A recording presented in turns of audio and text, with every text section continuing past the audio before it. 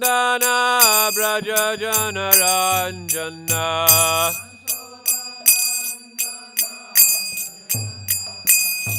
Jamuna Tira Banachari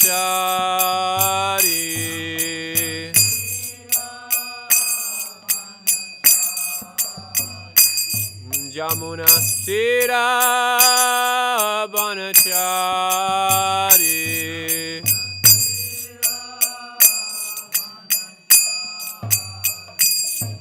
Jaya Radha Madhava Kunja Bihari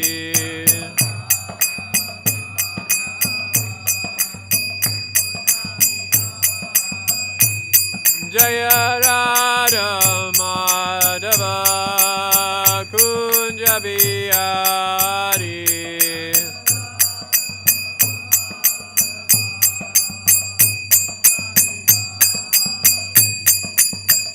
Gopi Janavallabha Girivaradhari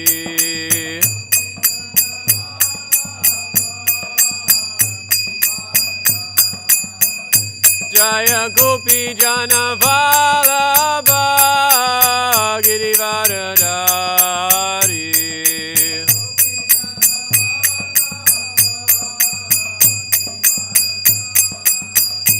Jaya Jashoda Nandana Braja Jana Ranjana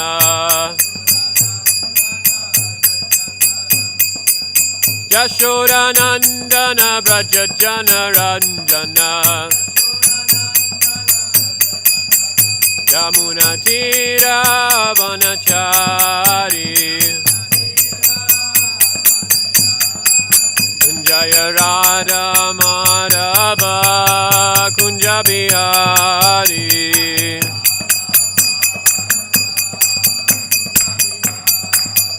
Jaya Radha Madhava Kunja Bihari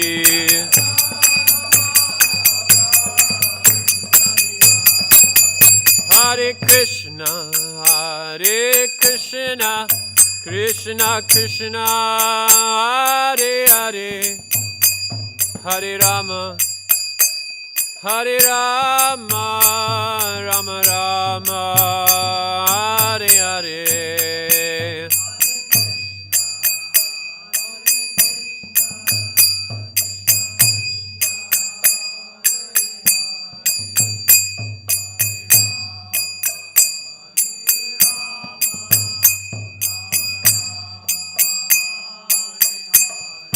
Hare Krishna Krishna Krishna Hare Hare Hare Rama Rama Rama Hare Hare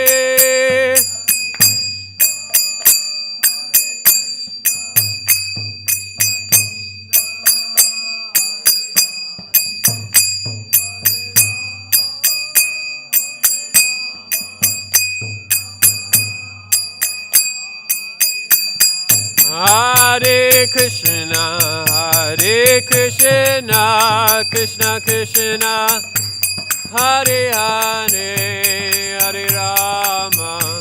Hare Rama, Rama Rama, Hare Hare.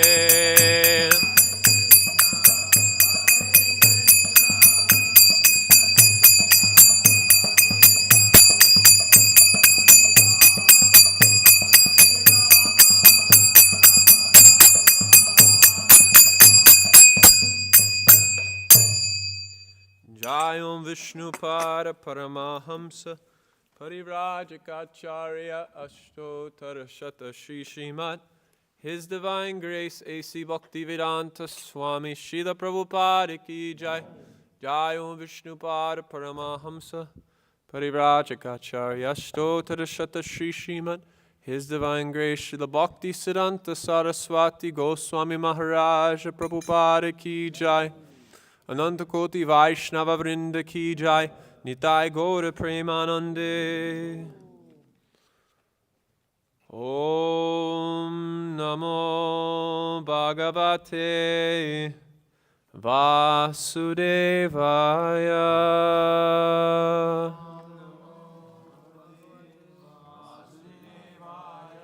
Om Namo Bhagavate Vasudevaya.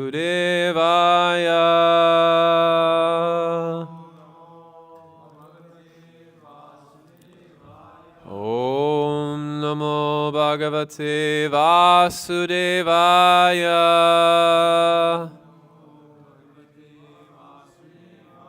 Narayanam Namaskritya Dharan Shaiva Narottamam Devim Saraswatim Vyasam Tato Jayamudirayet Nashupaya Shurabhadreshu Nityam Bhagavata Sevaya Bhagavati Uttamashloke Bhaktir Bhavati Naishtaki Krishnaya Vasudevaya Devaki Nandanaya Cha Nanda Gopa Kumaraya Govindaya Namo Namaha Yaswanubhavam Akila Shuti Saramekam Adyat Mandipam Atiti Shatam Tamonindam Samsarinam Kripa Samsarinam Karunaya. Anyways, I forgot it. Let me just start from the beginning. Yaswanubhava Makila Shruti Saramekam Adyatmandeepam Atiti Shatam Tamonindam Samsarinam Karunayaha Purana Guryam Tam Vyasasunam Upayami Gurum Muninam. Reading from the Srimad Bhagavatam, Canto 3, Chapter 1, text number 25.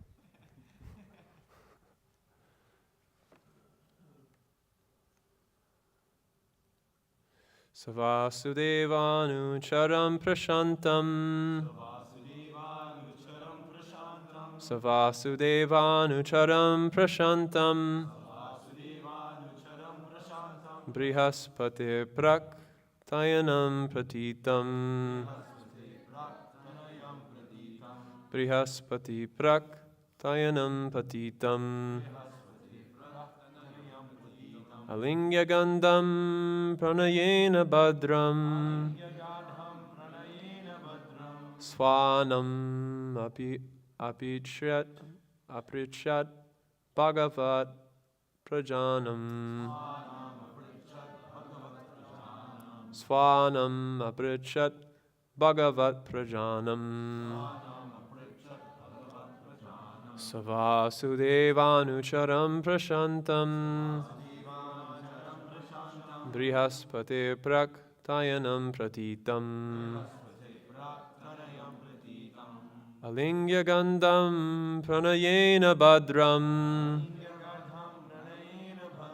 Swanam aprichat bhagavat prajanam Savasudevanucharam prashantam Brihaspate prak tayanam pratitam Alingya gandham pranayena badram Swanam aprichat bhagavat prajanam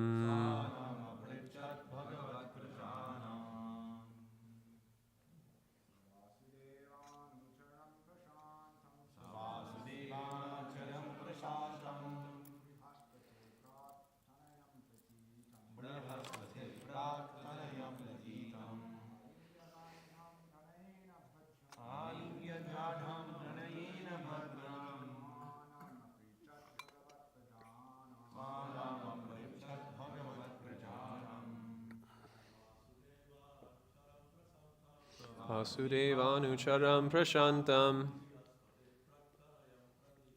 Rasati praktayanam pratitam bhadram. Aprichat bhagavat prajanam.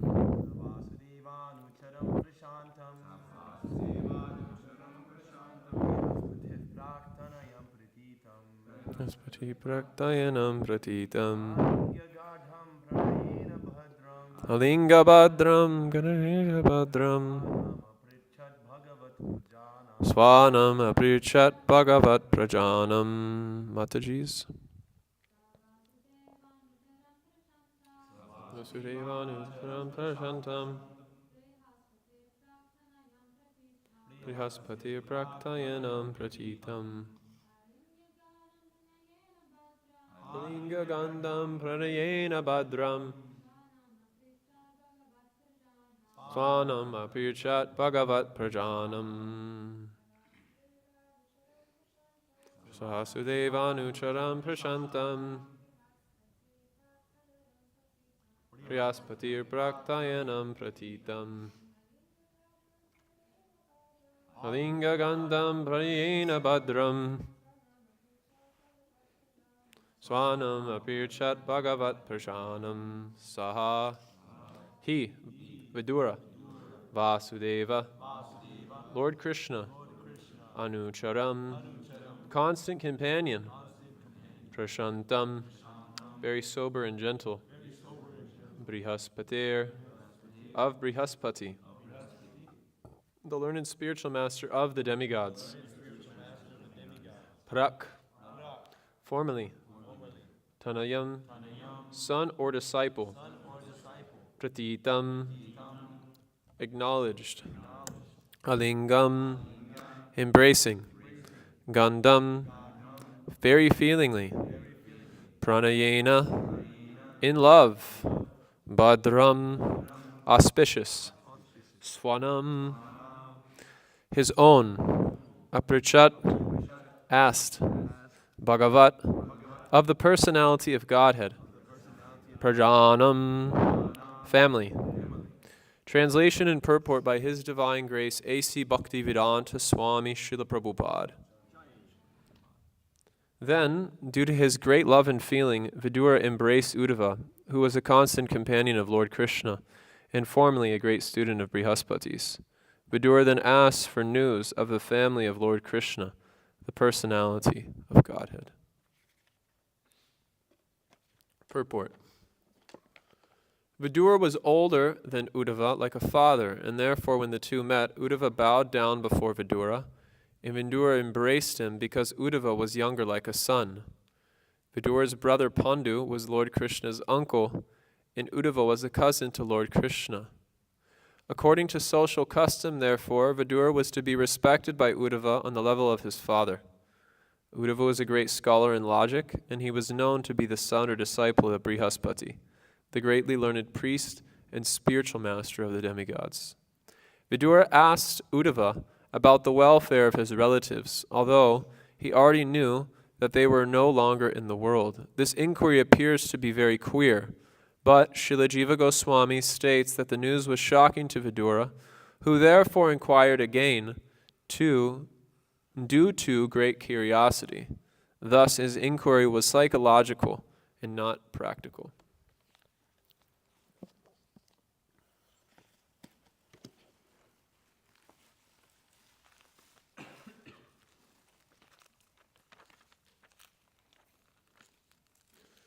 Om Agyanatimirandasya Gyananjana Shalakaya Chakshurunminitam Yena Tasmai Shri Gurave Namaha Shri Chaitanya Manobishtam Sapitam Yena Bhutale Swayam Rupa Kadamayam Dadati Swam Padantikam Nama Shreshtam Manu Api Nama Sachipati Putram Atra Swarupam Rupam Tasyak Rajam Uru Purim Maturim Gosfaratim Radha Kundam Girivaram Mahorarika Madhavasam Prapto Yasya Patiti Kripaya Shri Gurum Tam Natosmi Vandeham Shri Guru Shri Yukta Aparakamalam Shri Gurum Vaishnavamscha Shri Rupam Sagrajatam Sagana Raghunatam Vitam Tam Sajivam Sadvaitam Savadutam Parijana Sahitam Krishna Chaitanya Devam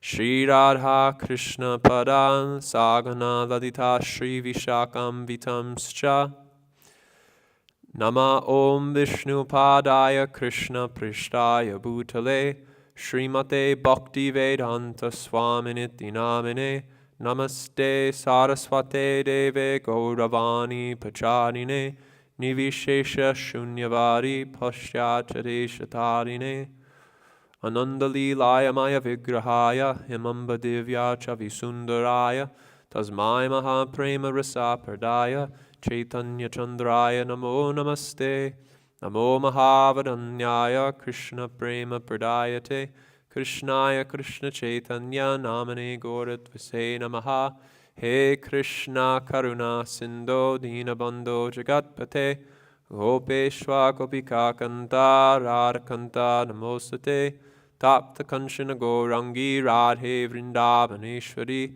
Vrishabhanu Sude Devi Pranamami Hari Priye Vansha Kalpatarumbischa Kripa Sindhura Evacha Patitanam Pavanebhyo Vaishnavebhyo Namo Namaha Jaya Shri Krishna Chaitanya Prabhu Nityananda Shri Advaita Gadadhara Srivasadi Gaura Bhakta Vrinda Hare Krishna Krishna Krishna Hare Hare Hare Rama Rama Rama Hare Hare Durgame Patime Nantasya Sakalat Pamakater Mahur Swakripa Yasti Danena Santa Sanpabalambanam.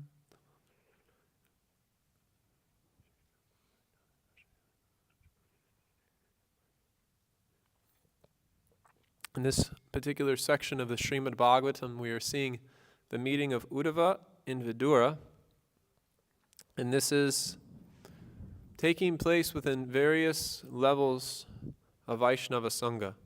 We see first Sonaka Rishi and the sages of Namasharanya, and then the second layer beyond that is Parikshit and Shukadev Goswami, and then beyond that we have Vidura and Uddhava.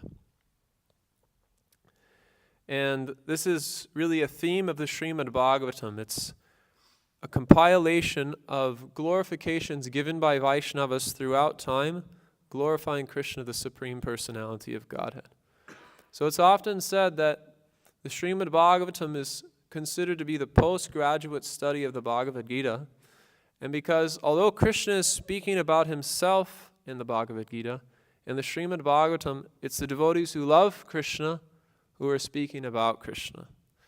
So sometimes you'll see that in relationships, if there's a person that you appreciate, there's only so much they'll say about themselves. But if you speak to a person who has affection for that person, you can learn a lot more about that particular person. And the Srimad Bhagavatam is simply dealing with the loving expressions of devotees in their glorification of Krishna, the Supreme Personality of Godhead. Of course, there's many things taking place in the Srimad Bhagavatam, but principally this is one of the main themes you'll see throughout the Srimad Bhagavatam, is you'll see devotees engaging in loving exchanges for the purpose of glorifying Krishna. And Srila Prabhupada in this purport, he's highlighting the etiquettes which are observed between Vaishnavas. And in the Chaitanya Charitamrita, when Sanatana Goswami was went to visit Jagannath Puri, he was called one day for lunch by Mahaprabhu to the Yameshwar temple in Jagannath Puri. And in order to get there, there's two routes which Sanatana Goswami could take. He could take one route which went by the ocean, and one route by which he could go in front of the Simhadwara temple, the temple door, the gate which enters into the Jagannath temple. At that time, it was the middle of June, May, June, very hot season in Jagannath Puri. If anyone were to look on their phone right now, I don't recommend doing that, But if you were to look on your phone and look at the temperature in Jagannath Puri, it's extremely hot. I have a friend who lives in Vrindavan, and he posted the other day, he sent me a picture of the temperature in Vrindavan. It's 46 degrees centigrade, which translates to 116 degrees Fahrenheit. And Jagannath Puri is of a similar temperature. It's a bit hotter, actually, sometimes. So that the weather in India at this time is extremely hot. And in Jagannath Puri, it's also extremely hot. So going by the ocean would mean walking on sand. And as we know, sand conducts heat. Basically walking on the sand at that particular time of year is like walking on fire. But Sanatana Goswami chose to take that route. And because he was called by the Lord and he was remembering the Lord in such love and appreciation of Chaitanya Mahaprabhu, that he actually didn't notice that his feet were getting burned along the way. When he arrived, Chaitanya Mahaprabhu was resting. And Govinda, Chaitanya Mahaprabhu's servant, requested Sanatana Goswami, you please take these remnants of Chaitanya Mahaprabhu, and Mahaprabhu will rise shortly and you can speak with him. When Mahaprabhu arose after Sanatana Goswami honored prasadam, Mahaprabhu asked Sanatana Goswami, by which road did you take? And Sanatana Goswami said, I went by the ocean. Chaitanya Mahaprabhu said, if you went that route, then your feet must be blistered. They must be completely in pain, because to go by that route means walking on the sand, and walking on the sand means burning your feet. And sure enough, Sanatana Goswami's feet were burned. So Mahaprabhu asked him, why did you choose to take this particular route? Why did you go by the ocean instead of in front of the Simhadwara temple? And when Sanatana Goswami replied, he said that he had no right to pass by the Simhadwara temple, Simhadwara gate, the Jagannath temple, because coming out of that Simhadwara, anyone who's been to Jagannath Puri knows that coming in and out of the temple are pilgrims and pandas, devotees who are worshipping Jagannath inside the temple. So Sanatana Goswami, not wanting to contaminate them, because at this particular time, on his way to Jagannath Puri, he contracted some type of skin disease where there's blood and oozing out of that. Furthermore, Sanatana Goswami considered himself to be a very low-born person because he had accepted service in the government of a Muslim. So he considered that by association, he also had become a mlecha, despite the fact by birth he was a Brahmana. Sanatana Goswami said, if I go by the Simhadwara gate, I may bump into one of the Jagannath Pandas. And if I bump into one of the Jagannath Pandas, they'll become contaminated, and that would be an offense to Lord Jagannath, into Lord Jagannath's devotees. When Mahaprabhu heard this explanation from Sanatana Goswami, he became very pleased internally, and he smiled, and he said the following thing, Tarapi bhakta swabhava maryada rakshana maryada palana hoya sarura bhushan. That it is the ornament of a Vaishnava it is the swabhava, or the natural quality of a Vaishnava, to observe and protect Vaishnav etiquette. And this is what we see taking place in this particular exchange between Uddhava and Vidura. The upkeep of Vaishnav etiquette. The upkeep between seniors and juniors. Srila Prabhupada explains in the purport the dynamics between seniors and juniors. In the verse itself, we see nothing about Uddhava offering obeisances to Vidura. We only see Uddhava being embraced by Vidura. So when Srila Prabhupada explains that Uddhava actually offers his obeisances upon seeing Vidura, and then Vidura, in response to Uddhava offering obeisances, Vidura embraces Uddhava.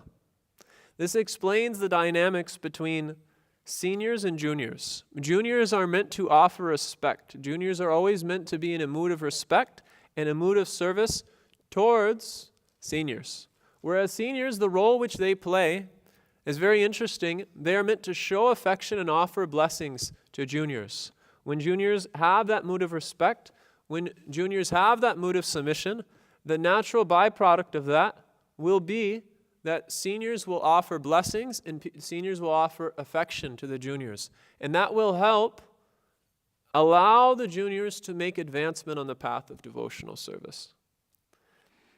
If we study this carefully, and we see throughout the Srimad Bhagavatam and the Chaitanya Charitamrita this dynamic and this upkeep of Vaishnava etiquette, we can see that this is the science of empowerment. This is what allows devotees to go beyond their limit in order to do things which are amazing for the Lord. It's often said that Krishna will take imperfect people, put them in imperfect circumstances in order to execute his perfect will. This is the nature of Krishna. And we see this in Srila Prabhupada's life, that he took people who were completely unqualified, he dealt with imperfect circumstances, but he sincerely tried to execute the perfect will of the Supreme Personality of Godhead. Vaishnava etiquette allows us entrance into the internal potency of the Lord. It gives us access to a higher standard of consciousness, and it gives us access to a higher mood of service. So therefore, the Srimad Bhagavatam directly speaks about Vaishnava etiquette and the different dynamics between juniors, seniors, and equals. And it says, in the 4th canto of the Srimad Bhagavatam, Gunadikam madalipset anukrosham gunadamat maitrim samadanat avinchet natat pyar abhibhuyate. Which means that someone who is more qualified, one should be very pleased and approach that person with respect. Generally, we see that if someone enters into a association and we see that they're more qualified than us, the natural disposition of a conditioned soul, or the artificial disposition of a conditioned soul rather, is to become envious internally and then offer respect externally. But what's being spoken here isn't just offering respect externally. It means heartedly welcoming that person. Just like Bhishma Dev, when he was dying on the battle of Kurukshetra, when he was leaving his body on the bed of arrows, all the sages from around the universe came to see off Bhishma Dev when he was getting ready to leave his body. And despite the fact that Bhishma Dev was unable to offer them formal respect as he normally would, Srila Prabhupada explains that when the sages came, Bhishma Dev was able to offer respect through sound mind and hearty expressions. So despite the fact he was in a position where he couldn't offer them a seat, offer them water, feed them, inquire from them submissively, still, according to his capacity, he was able to offer respect to these sages who were more qualified than himself. It should be, as Srila Prabhupada says in that purport, sound mind and hearty expressions. It means it should be a heartfelt feeling of respect for seniors. Why is that heartfelt feeling of respect there? Because in traditional culture, juniors are trained from a very young age to understand that seniors carry experience, seniors carry wisdom, by which, if heard properly from a junior, can help a junior avoid unwanted anomalies in their own life. One feature of Western civilization is that seniors are not treated with respect. Seniors are put into a retirement home. They're asked to be quiet. They turn on a television. They watch Jerry Springer all day. And then maybe once a month, their children come and see them. And it's maybe for 20 minutes to an hour. And then they push off and continue with their activities in material life. This is Western civilization. Whereas Vedic civilization, seniors were protected, seniors were appreciated, and seniors were inquired from. And what that would do is, due to the upkeep of Dharma, due to the protection of Dharma, what would take place is those juniors would be blessed by the seniors, and that would allow the juniors to overcome obstacles, unforeseen obstacles in their own life, which would give them strength and encouragement in order to execute the will of the Supreme Personality of Godhead. When someone is less qualified than ourselves, the disposition generally is to look down upon them, make fun of them, or as we see in the university settings, We want to haze them if someone is new, if someone is inexperienced. In order to indoctrinate them into our particular group, we haze them, which means we make fun of them, we pull pranks on them. We do so many things in order to make them feel discouraged, in order to establish our own sense of superiority. But actually, a sense of superiority, a sense of authority, is not something which should be demanded, but is meant to be commanded, based on our own personal conduct and our own example. When someone is less qualified, the Srimad Bhagavatam explains that that person should be treated with compassion. And we can see here, Uddhava is being treated with love, affection, and compassion by Vidura due to the respectful disposition of Uddhava. And when one is existing amongst equals, rather than trying to artificially adjust and readjust oneself to be in a superior position or show one's dominance amongst that equal, one should simply try to develop friendship. And in our life as devotees,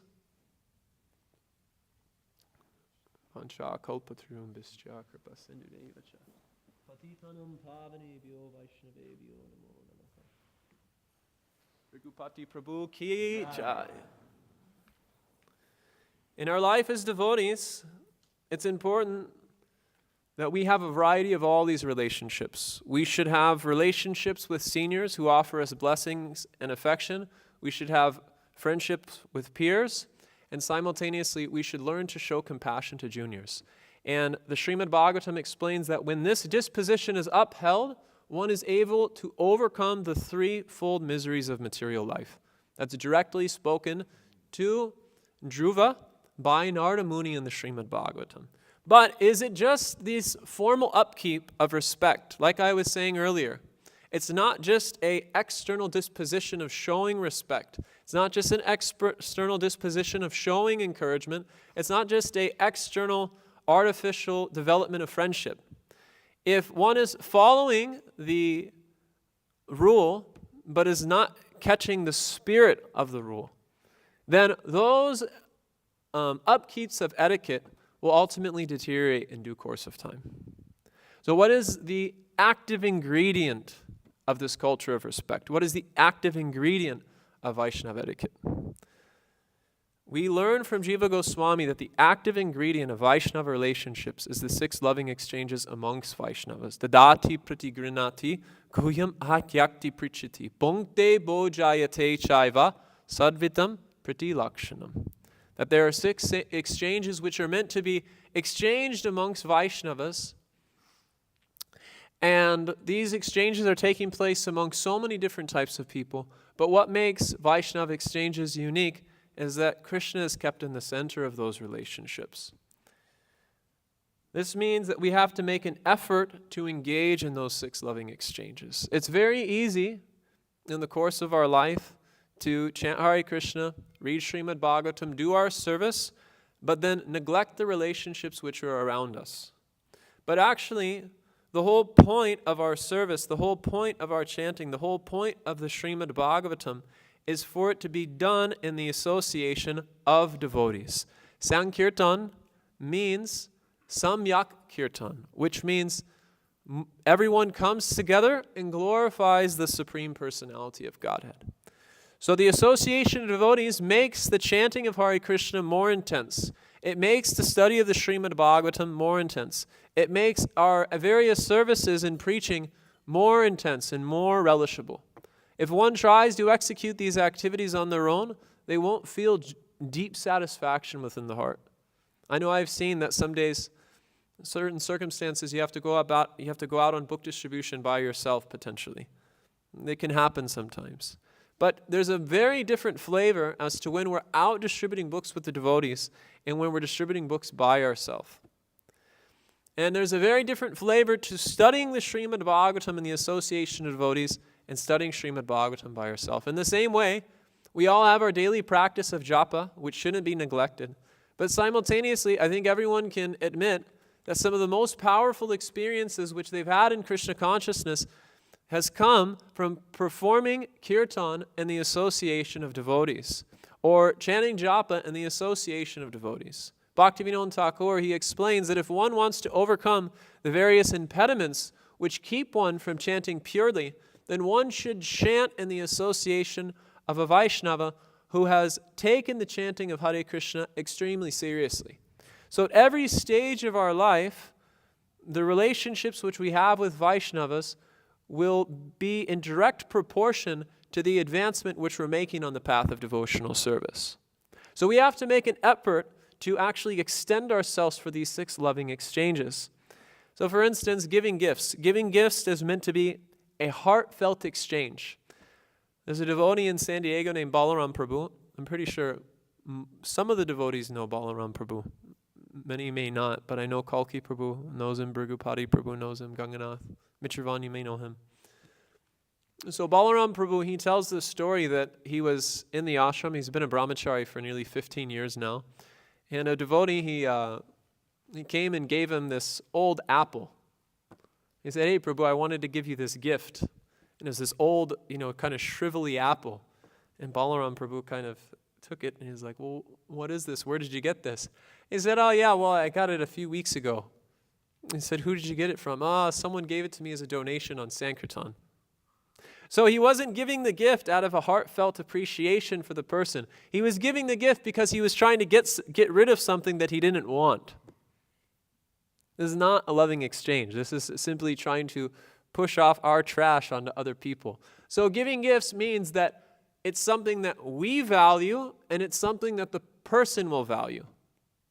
When you give a gift, just like when someone gives a donation on book distribution, my Guru Maharaj says that when people give a donation, it should hurt a little bit for them. So in the same way, when we're giving gifts to Vaishnavas, on our end, it should hurt a little.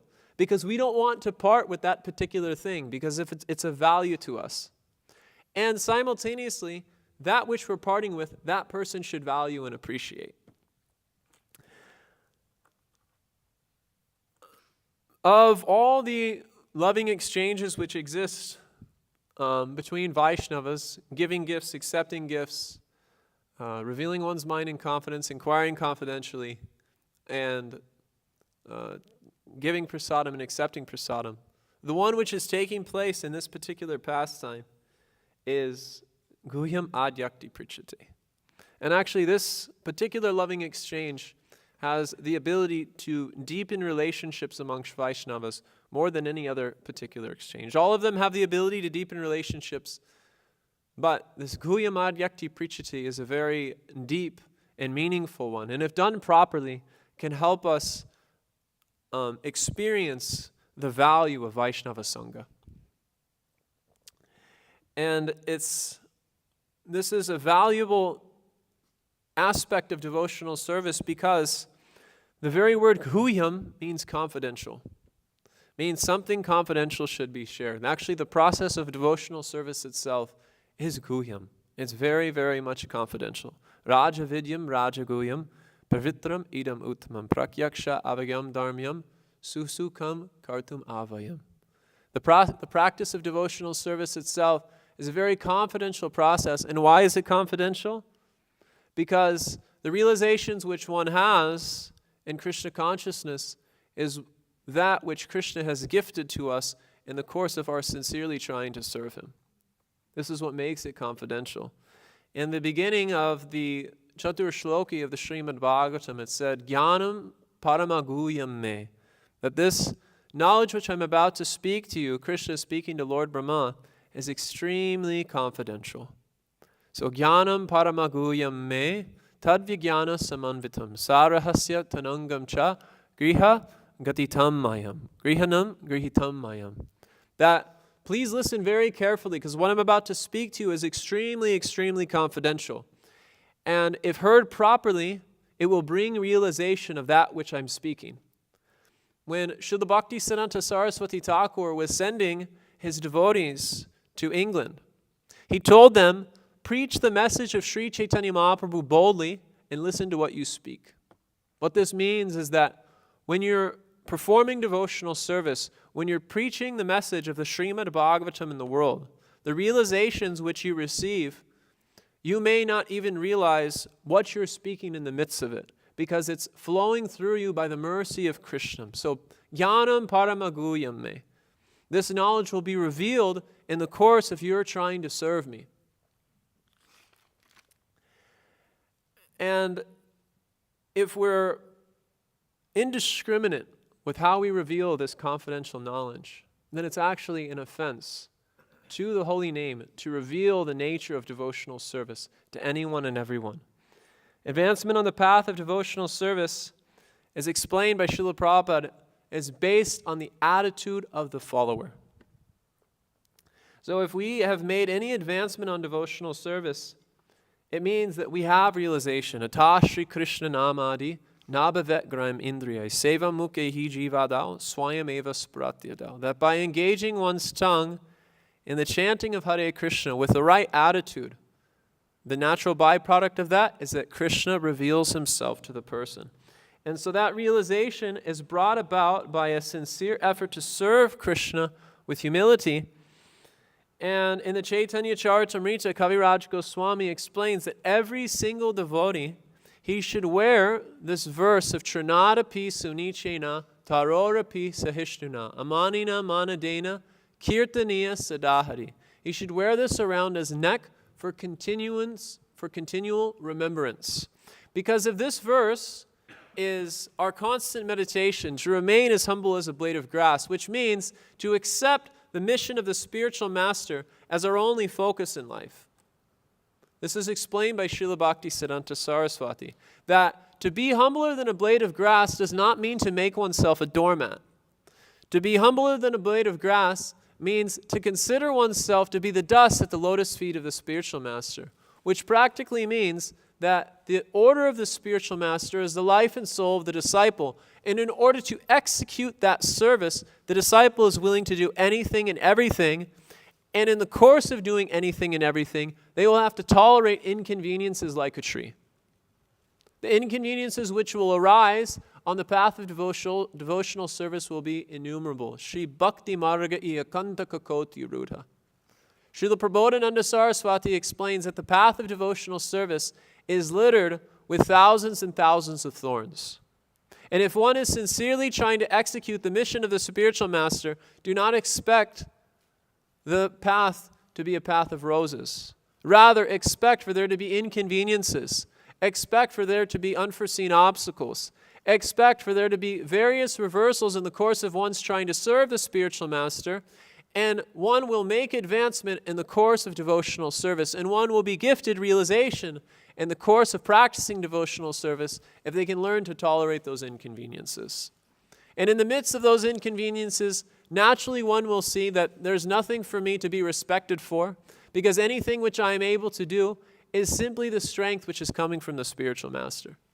And simultaneously, when one has been humbled by those inconveniences, one can see that actually everyone in this world is a direct or indirect manifestation of the spiritual master's mercy in my life. This is explained in the Bhagavad Gita. Yomam pasati sarvatra sarvam shamayi pasati. That one who's executing the process of devotional service which has been given by the spiritual master sincerely, they see Krishna in all things and all things in Krishna. And because the spiritual master is the external representative of the Chaitya Guru within the heart, any interaction with which the disciple has in the course of going through this world, if they've actually learned to respect everyone and everything, they'll see every action, every person, every circumstance which they go into to be a lesson directly coming from the spiritual master, directly or indirectly. It could be manifesting from the spiritual master directly as the manifested external guru who's manifested himself as a Vaishnava, or it could be coming through the medium of the Chaitya Guru. But there was once a writer in India, in France, he was a revolutionary writer, and he had to kind of go undercover because what he was writing was becoming quite controversial in the course of his writing. So he changed his pen name and he started writing under a different name. And a person who knew his writing quite well came across one of his articles as a pen name. And when he came across that pen name, he could see that the same writer was there. So he tracked down that author, and it turned out to be exactly who it thought it was.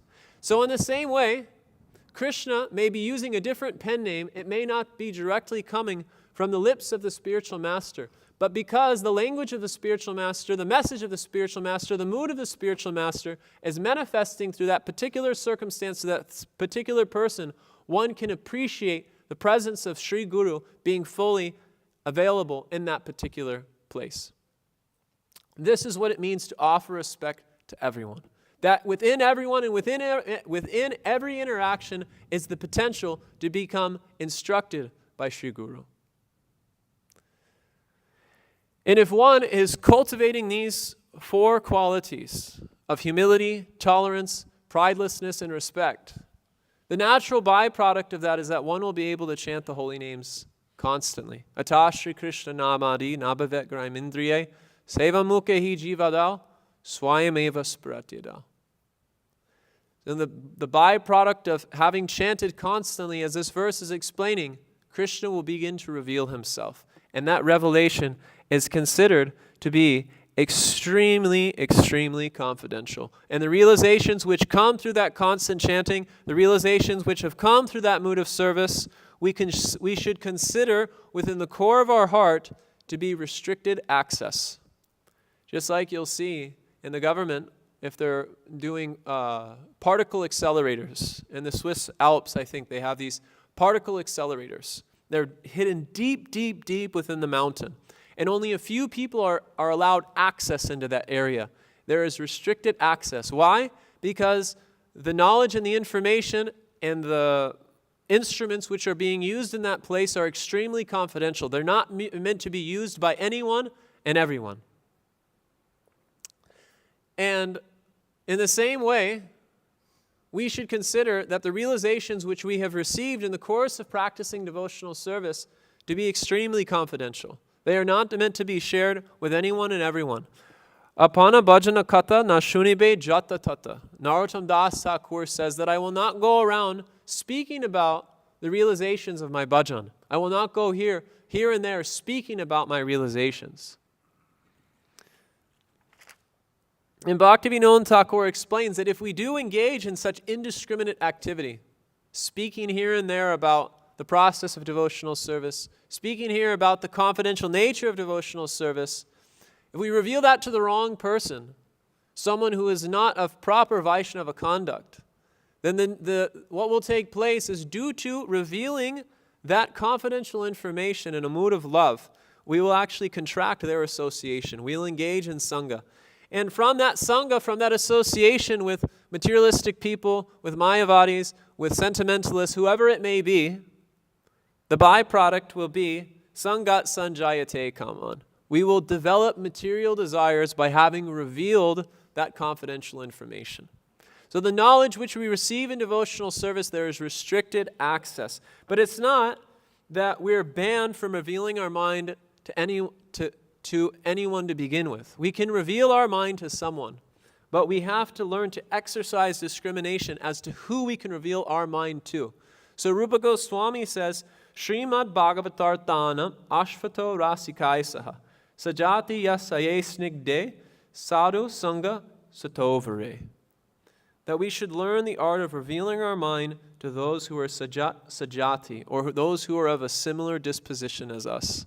Those who have cultivated a similar mood of service, those who are serving the spiritual master with the same depth of conviction, the same depth of focus, the same depth of surrender.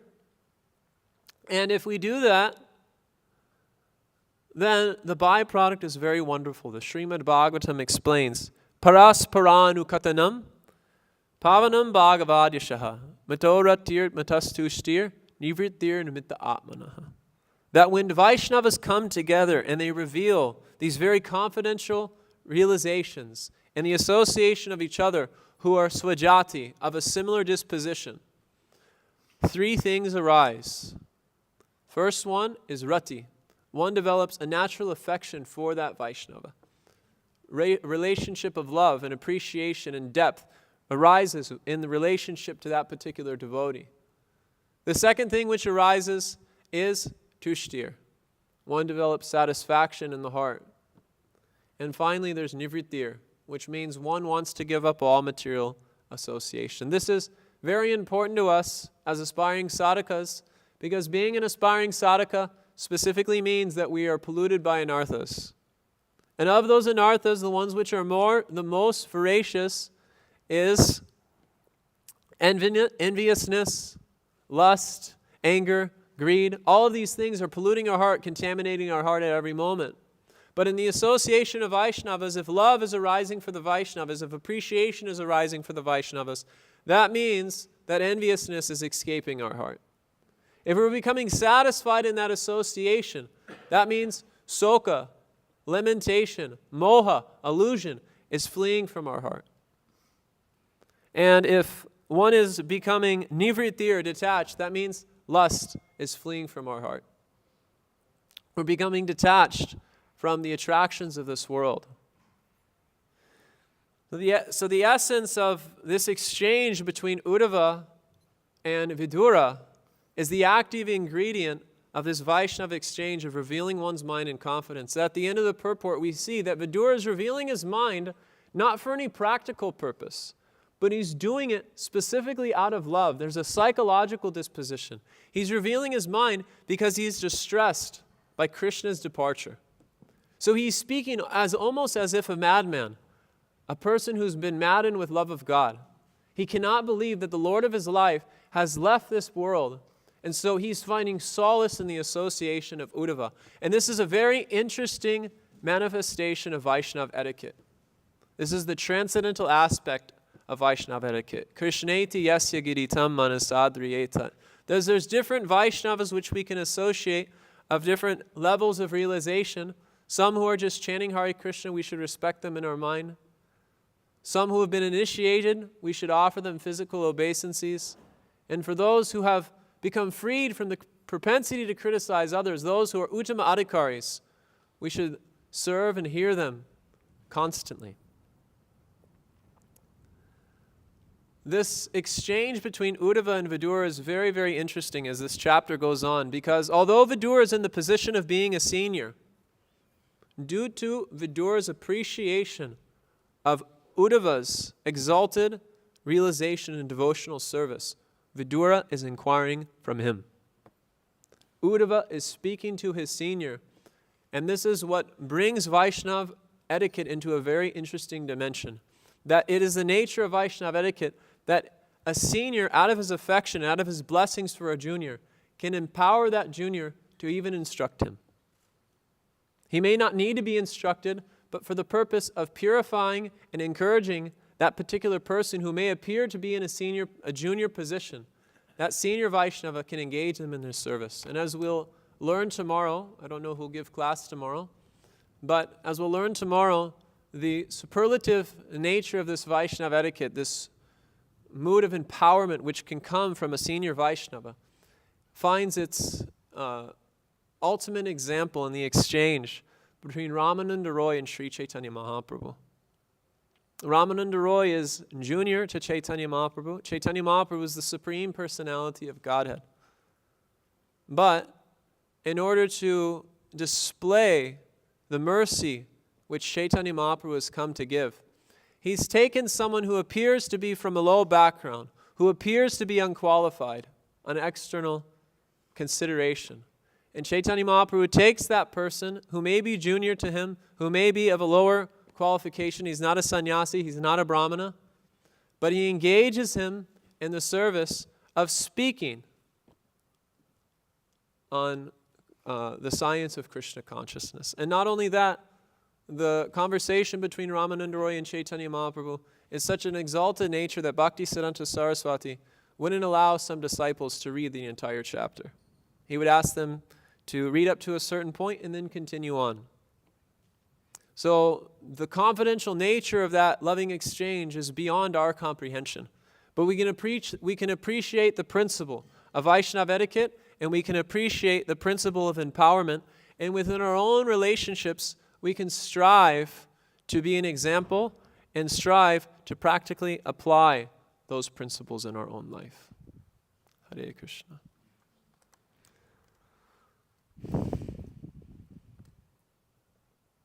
Any questions or comments?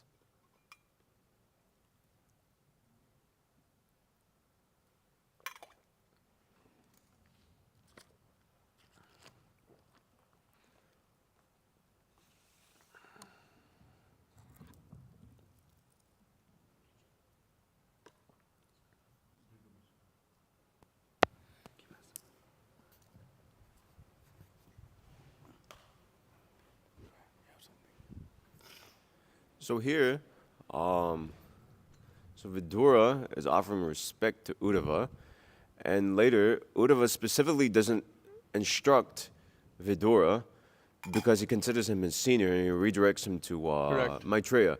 But at the same time, we don't see anything like that. So that's like Vaishnava etiquette, right? So you Yeah. could explain. But we don't see Shukadev Goswami doing any of that, for instance. Like, the sages of Namisharanya, who were physically at least older than him, they were offering him obeisances, and he accepted like a raised seat, and he instructed all of them, actually. So how do you kind of like, in terms of like that, how do you understand that? Why here is this being like, why is a junior not instructing a senior here? And then why is, in another circumstance, a junior, at least physical junior in terms of that, instructing seniors?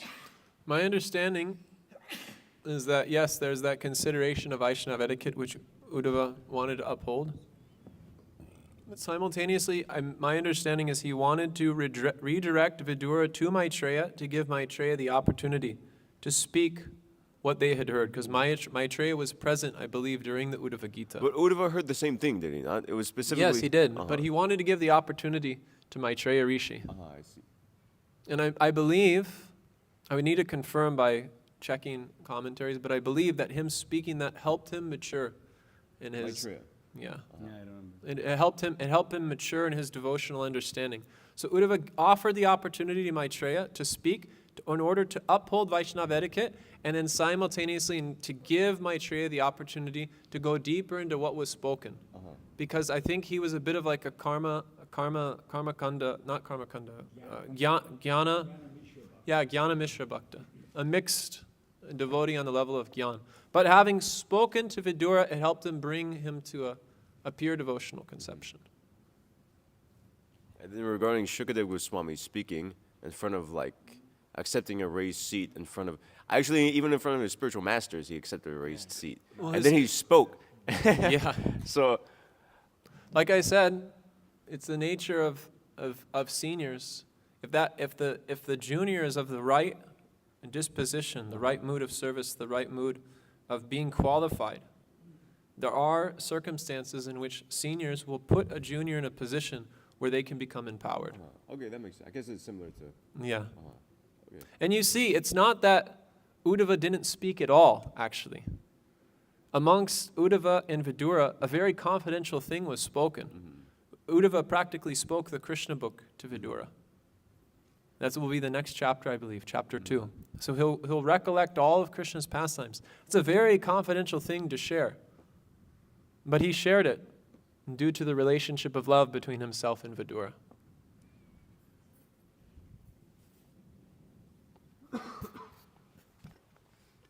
Ganganath Prabhu.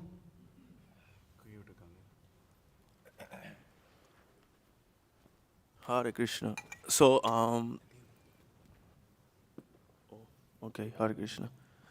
There's another thing that Vishwanath Chakravarti Thakur mentioned in the purport is that Uddhava, he got the order to go to, what was that place? Badrikashram. So he got to go. And secondly, he didn't want to speak on the topics of Krishna because he will feel a lot of pain. So that's another thing. Actually, you will see in the next chapter, when he is asked to speak about Krishna, he feels a lot of distress, as soon as he is asked about the pastimes of Krishna. So he didn't want to go deeper into the subject because he will feel like a lot of pain of separation. And also because he had to go to Badrikashram. So that's why he also gave the opportunity. What you say is also there, but there's these two things. Yeah, it's a very multi-dimensional topic, this particular section. I mean, the whole Bhagavatam is. But this section is very powerful. An important point is, of course, who we reveal our minds and confidence correct. to. There's so many devotees who blooped because they just went to reveal their minds to their parents. And they're not letting me eat this, they're not letting me do this, so I have to wake up at the same time. Correct. And, this and the discipline, so bad, And they reveal their mind and confidence, it's really tough. And the minute that happens, and the parents are like, they say, why don't you just stay a few days at home? Correct. What was that favorite thing you like to eat? What was that restaurant? Oh, Papa John's. What was it? Okay, chalo, let's go there. That's how it all starts. Yeah, I don't know if you were here, but a good section of what I was speaking was exactly on this point. Oh, okay. I Yeah, just- is apana bhajana kata na I shunibe heard jata that. tata. Yeah. But that's more in like regards to your realization. Yeah, But like revealing your mind and confidence can also mean like, okay, I'm having these difficulties. correct. So when you go and reveal your mind like in confidence to some bogus people, even amongst so-called devotional society, they'll say they're just being too fanatical. They'll be too fanatical. They'll say, oh, the traditional gender roles, they're just being fanatical. Karmic grains thing, just being fanatical. Waking up for Mangalarti, just being fanatical. And like this, you can do it, and ultimately sometimes you see the water finds its level, wherever. And they go and they find such a thing, and their whole life is destroyed, basically. Their whole life is destroyed. Why? Because then they can't, and the people who offer such advice cannot give shelter because they themselves don't have the shelter of Krishna. And sometimes you can see that sometimes the Christians come and try to like shake your faith, or they try to do something like that. And just hypothetically, if you're like, what, man, you're right. Yeah, Jesus is the way. These Hare Krishnas are bogus or whatever. Let's go. Okay, so what do we do now? So what are they going to do for you? What are they going to give you proper knowledge? Are they going to give you proper guidance, give you proper shelter? No, it's just meaningless. There's no shelter in this material world other than the lotus feet of Krishna. So if we reveal our mind in confidence to people who are not devotees of Krishna, who are not doing this and not doing that, then our life will just go down the drain. And so I was also thinking about this other point in this regard, as like where Sri Guru would manifest. I remember Vaisheshika Prabhu was once in the Bhakti Center. And I think he was recalling this incident, or Gopal Champu was telling me this, that once he was having like some difficulty with the whole zonal acharya period or whatever. So he's talking to his mother on the phone, and his mother told him, her name is Yamuna Devi Dasi, right? He initiated her right before she left. Oh, I didn't know that. Okay. I mean, I've heard it, but I've never had it confirmed by him. So I'm Yeah, I mean, skeptical of the I story. heard from a couple of his disciples as how that when this whole incident was going on, his mom told him, okay, whatever. Put the hand in the bead put the bag hand and in- stop. Don't stop chanting. Yeah, just put your hand in your bead bag and don't stop chanting. And there's a manifestation of Sri Guru. Yeah. Like where did she get that idea from? Even Yeah. How like your mom, like you call her your karmi mom from California, like hey. There's this story Prabhupada tells of this devotee in Vrindavan, Lal Babu or something, where he was walking and then someone yelled, "It's time to come home!" And he took that it was Krishna speaking through that person. So he moved to Vrindavan and he instructed in a huge temple there. Prabhupada tells this story. Wow, man. My Guru Maharaj says in relationship to that, he asked his mother why he told him that when she was leaving her body. She said, I watched you leave this world, and I didn't want to see you come back. Wow, that's amazing. Yeah. And we can even see in Srila Prabhupada, he was doing this magazines thing. Correct. And then, back to God. And then the librarian told him, why you like, Print books. Print books, because they'll have more lasting effect. People will throw Yeah. away magazines, but they won't throw away books. And he said, I took it as my spiritual master talking to that person. Correct. He says the same thing about Bhakti Pragyan Keshav Maharaj. Yeah, In yeah. Bhakti Pragyan Keshav Maharaj just Practically appeared. forced He said, my god brother, well actually my spiritual master through my god brother practically forced me. Take sannyas.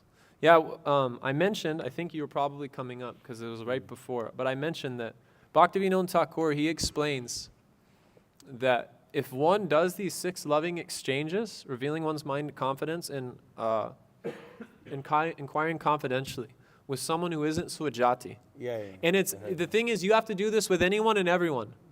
But if it's done with love, Bhaktivinoda Thakur says that creates Sangha. And the nature of Sangha is Sangat Sanjayate Kaman.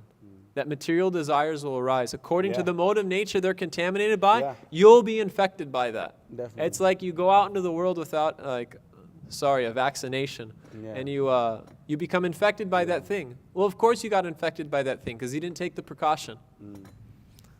And it's the same thing with inquiring because of Vaishnava Mukongirnam Putam Harikatamritam. That vibration, although appearing like Krishna Katha, I've heard from the wrong person, if inquired from the wrong person, can pollute our consciousness. So actually, devotional service means a life of discrimination. As you once told me years ago, learning to put 2 and 2 together. That's a fact.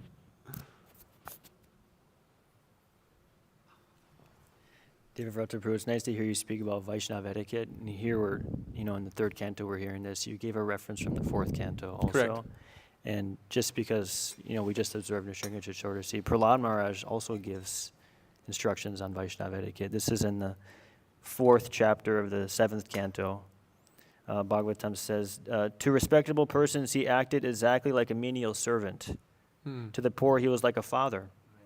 To his equals he was attached like a sympathetic brother, and he considered his teachers, spiritual masters, and older god brothers to be as good as the Supreme Personality of Godhead. Wow.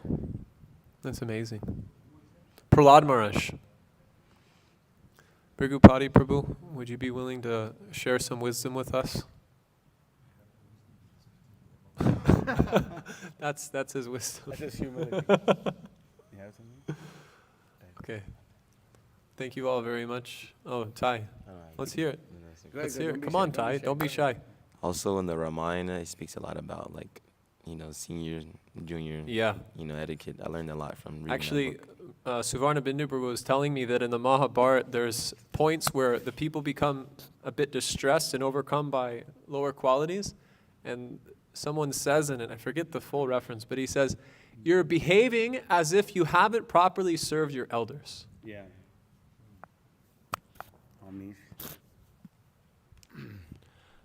Prabhu, I was just reading recently in 11th canto. What I'm reading is that in one of the purports that Kanishta Adhikari, they often they think themselves very great. They don't appreciate the association of devotees.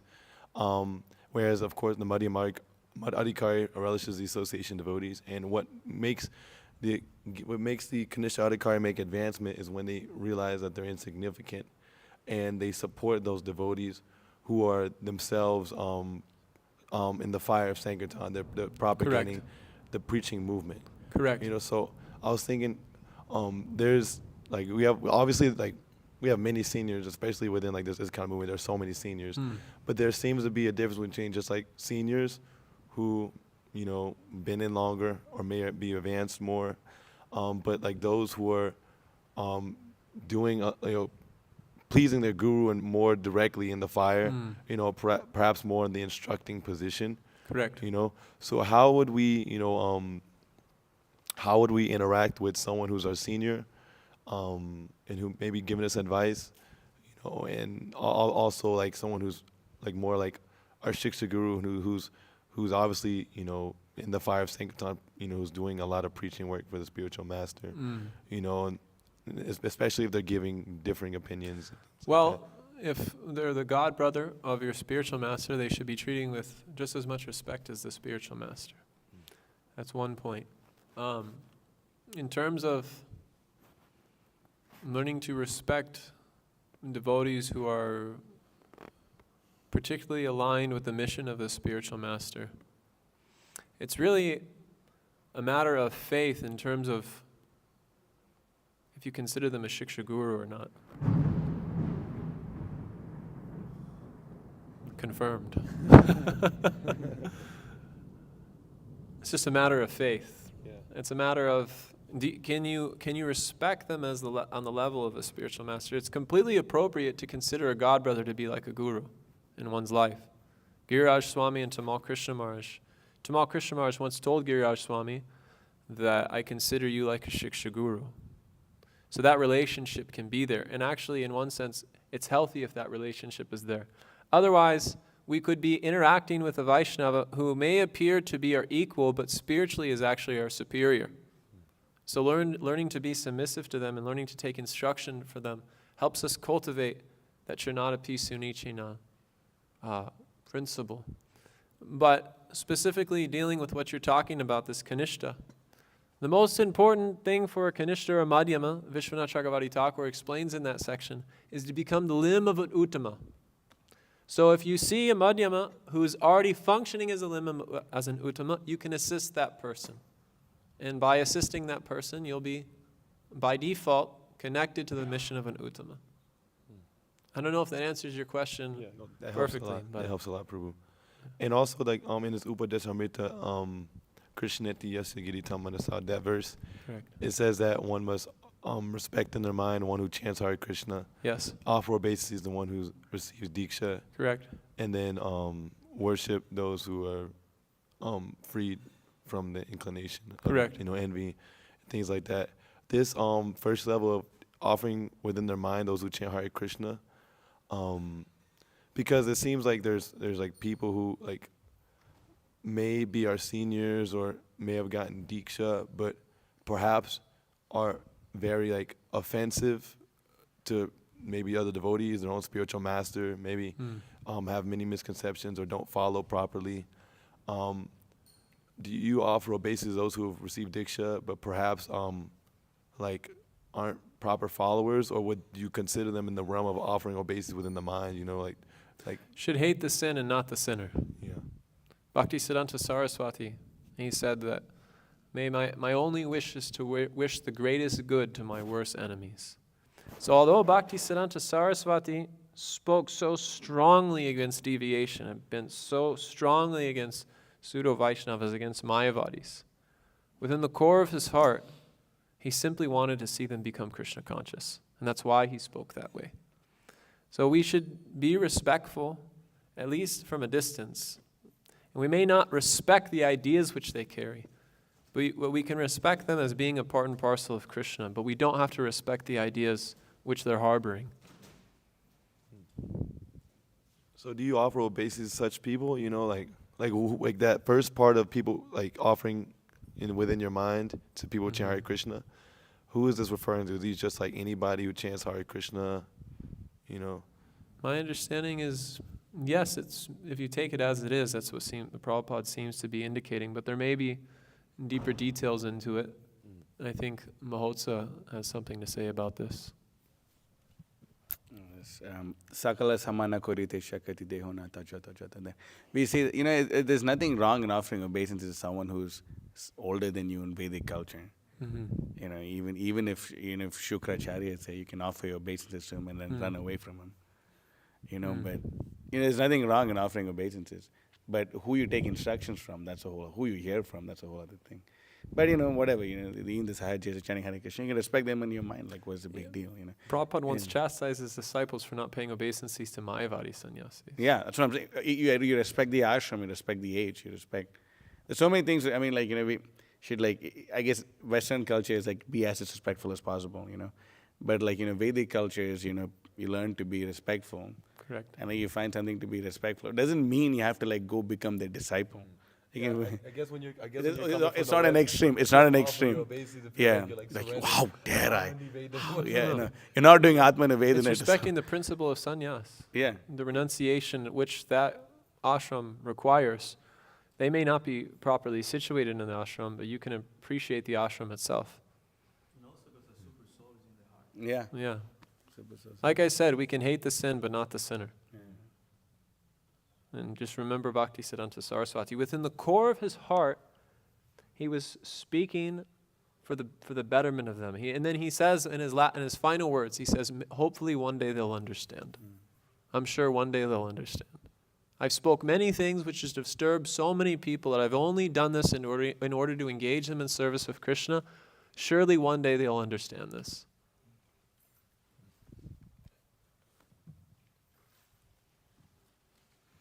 Hare Krishna. How can we, sometimes difficult to understand an activity that somebody's, the activity in which they're doing. It's not so straightforward when it comes to devotees. Well, it was very difficult for Yudhishthira Maharaj to understand the activities of Duryodhana and Dhritarashtra, but he still gave shelter to Dhritarashtra after the battle of Kurukshetra. So we may not understand the activities of people, but that doesn't mean we shouldn't respect them. Okay.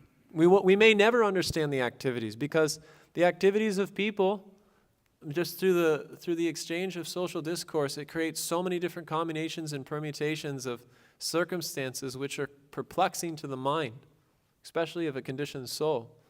So rather than trying to understand the inconceivable plan of the Lord, it's better we just try to align ourselves with the will of Krishna by applying the process of sadhana bhakti carefully. Bhishmadev says actually it's completely impossible to understand the inconceivable plan of Krishna.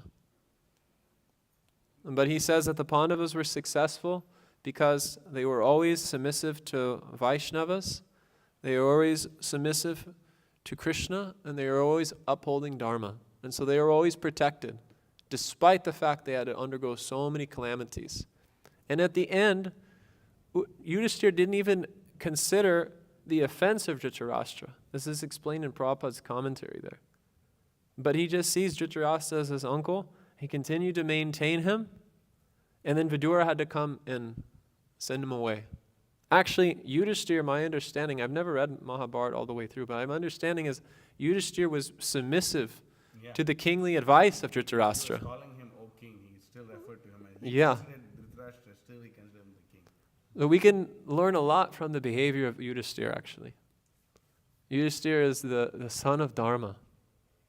And in all of his activities, he always submitted to Dharma, even when it meant that it appeared that him and his brothers would be put in difficulty. Because he knew that upkeep of Dharma would give the greatest auspiciousness, which is the pleasure of Krishna.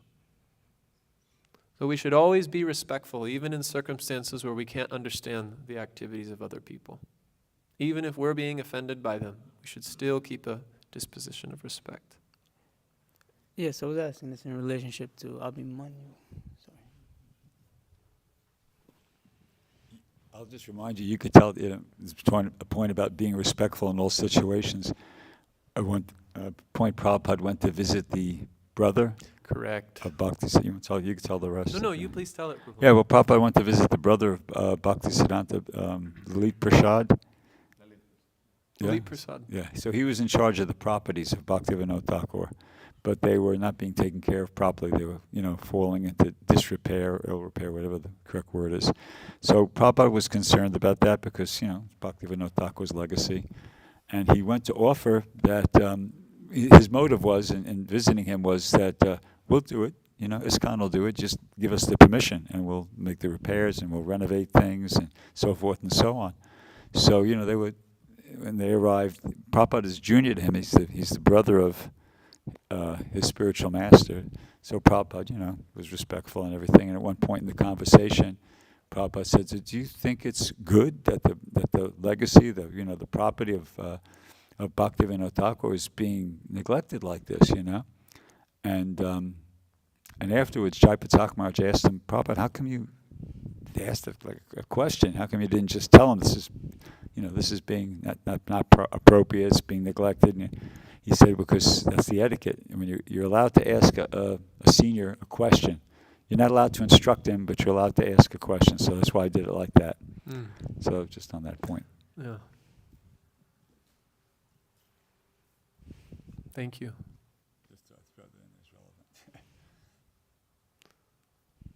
Mataji's?